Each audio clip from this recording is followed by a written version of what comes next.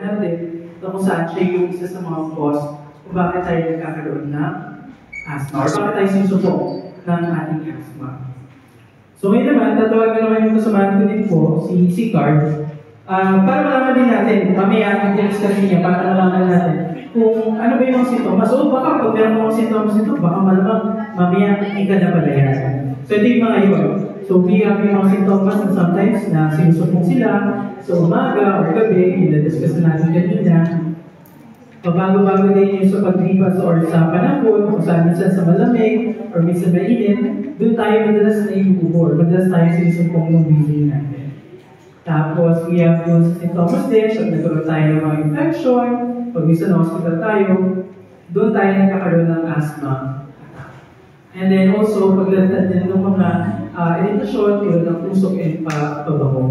And those are what we call yung mga asthma triggers natin. Okay?